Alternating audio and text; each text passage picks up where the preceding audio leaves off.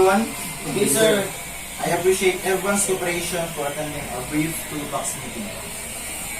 As part of our main engine, we are going to conduct maintenance after being stopped.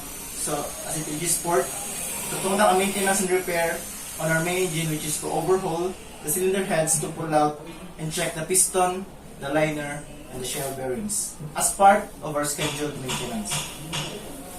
So in this operation, I, Second Engineer Banhawan, will lead alongside with our Abaw as our tool keeper. Yes, sir.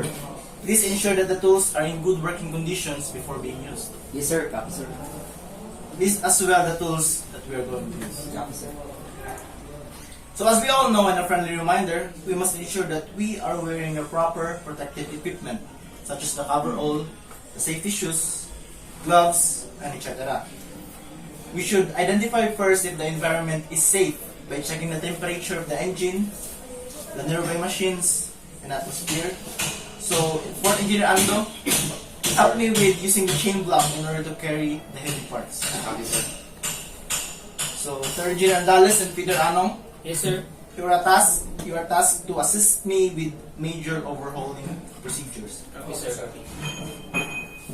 So, Third Engineer, Yes. please check the parts that needs to be repaired or replaced. Yes, sir. So teamwork is very important in order to attain our goal. Make sure to seek the advice of your superiors if you are not sure of what you're going to do. So does anyone have questions? None so far, sir. None, sir. So to review, please cite the tasks assigned to you starting from our oiler to our third engineer. Okay, good day everyone. I'm Alvaro and I'll be the toolkeeper in this maintenance operation, and I'll prepare the equipment and tools that we're going to use and list them on.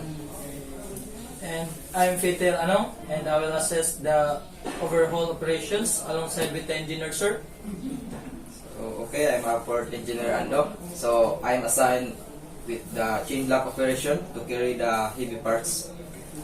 Good day, I'm third engineer Andales. I will assist the overhauling operation, and I will also check the parts that needs to be repaired and replaced. Okay, good. So Chief Engineer Barbosa, do you have something to add?